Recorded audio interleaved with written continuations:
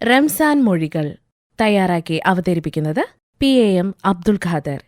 ഇസ്ലാമിക സൗധത്തിൻ്റെ അതിശക്തമായ സ്തംഭങ്ങളിലൊന്നാണ് നോമ്പ്. മനുഷ്യജീവിതത്തെ പൂർണ്ണമായും ദൈവത്തിനുള്ള അർപ്പണമാക്കി മാറ്റുക എന്നതാണ് ആരാധനാകർമ്മങ്ങൾ ലക്ഷ്യമിടുന്നത്. തഖ്വ അഥവാ ഭയഭക്തിയാണ് നോമ്പിൻ്റെ അടിസ്ഥാന ലക്ഷ്യം. ജീവിതചലനങ്ങളുടെ സ്രോതസ്സാണത്.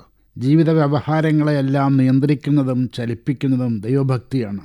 ദൈവത്തിൻ്റെ സംതൃപ്തിയും അനുഗ്രഹവും കാക്ഷിച്ചുകൊണ്ടുള്ള ജീവിതപാഥയമൊരുക്കലാണ് തഖ്വ എന്ന് പറയുന്നത്. ദൈവാജ്ഞകളെ സർവാത്മന അംഗീകരിക്കുകയും ജീവിതത്തിൽ ഉപേക്ഷിക്കേണ്ടതെല്ലാം വർജിക്കാനുമുള്ള മാനസികാവസ്ഥയാണ് നോമ്പിലൂടെ പ്രകടമാവുന്നത്.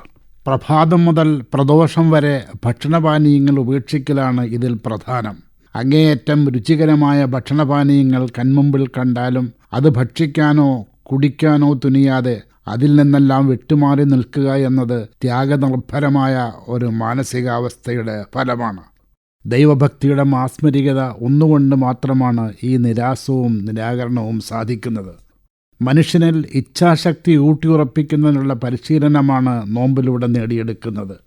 ശീലങ്ങൾക്കെതിരായ വലിയ പോരാട്ടത്തിന് നോമ്പ് പ്രേരിപ്പിക്കുന്നു. ജീവിതശീലങ്ങളെ ദൈവീക കൽപ്പനകൾക്ക് വിധേയമാക്കി പരിവർത്തിപ്പിക്കുകയാണ് നോമ്പുകാരൻ ചെയ്യുന്നത്. ക്ഷമയും സഹനവുമാണ് ഇതിനുള്ള പ്രചോദനം. അതുകൊണ്ട് റംസാൻ മാസത്തെ ക്ഷമയുടെ മാസമെന്ന് വിശേഷിപ്പിക്കപ്പെടുന്നു. എല്ലാവിധ തിന്മകളിൽ നിന്നും മനുഷ്യനെ പരിരക്ഷിക്കുന്ന ഒരു പരിചയാണ് വ്രതമെന്ന് മുഹമ്മദ് നബി പഠിപ്പിച്ചിട്ടുണ്ട്. ശത്രുവിനെ തടയലാണ് പരിച. ഒരു ദൈവവിശ്വാസിയെ സംബന്ധിച്ചിടത്തോളം അവന് ഏറ്റവുമധികം പരിരക്ഷ കിട്ടേണ്ടത് പിശാചിൽ നിന്നാണ്. പിശാചിനെതിരെയുള്ള പോരാട്ടം തിന്മയ്ക്കെതിരെയുള്ള യുദ്ധമാണ്. അത് നന്മയുടെ സംസ്ഥാപന മാർഗത്തിലുള്ള സമരം കൂടിയാണ്. ഈ ദൗത്യം ജീവിതശീലമാക്കി മാറ്റുമ്പോൾ രൂപപ്പെടുന്ന സംസ്കാരമാണ് ഇസ്ലാമിക വീക്ഷണത്തിൽ സുപ്രധാനം. തിന്മയെ നന്മ കൊണ്ട് പൊരുതി പരാജയപ്പെടുത്തുകയാണ് ആ സംസ്കാരം. ആരെങ്കിലും ചീത്ത വിളിക്കുകയോ ശകാരിക്കുകയോ പരിഹസിക്കുകയോ ചെയ്താൽ അതേ നാണയത്തിൽ തിരിച്ചടിക്കുക എന്നത് നോമ്പുകാരൻ്റെ സംസ്കാരത്തിൽപ്പെട്ടതല്ല. ഇതുവഴി സഹനത്തിൻ്റെയും ക്ഷമയുടേതുമായ സ്വഭാവം കൈവരിക്കാൻ കഴിയുന്നു.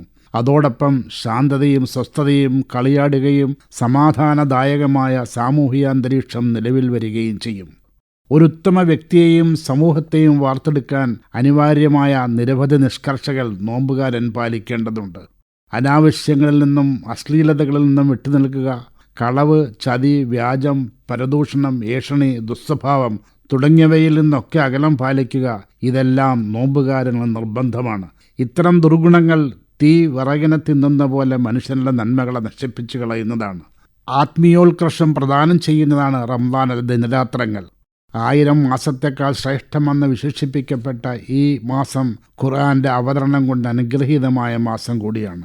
സ്വർഗകവാടങ്ങൾ തുറക്കപ്പെടുകയും നരക കവാടങ്ങൾ കൊട്ടിയടക്കപ്പെടുകയും ചെയ്യുന്ന ഈ മാസം കാരുണ്യത്തിൻ്റെയും സഹാനുഭൂതിയുടെയും അവസരമാണ് ഒരുക്കുന്നത്. സക്കാത്തും ദാനധർമ്മങ്ങളും വഴി അശരണരെയും ആലംബഹീനരെയും സാന്ത്വനപ്പെടുത്താൻ നിശ്ചയിക്കപ്പെട്ട ദിനങ്ങളാണ് റമദാനിലേത്.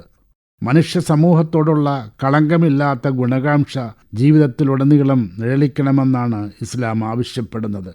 തപസ്സിൻ്റെ മനസ്സോടെ ആരാധനകളിൽ മുഴുകുകയും പോരാളിയുടെ ആവേശത്തോടെ സഹജീവികൾക്കിടയിൽ വ്യാപരിക്കുകയുമായിരുന്നു ഈ ദിനങ്ങളിൽ നബിയുടെ ചര്യ.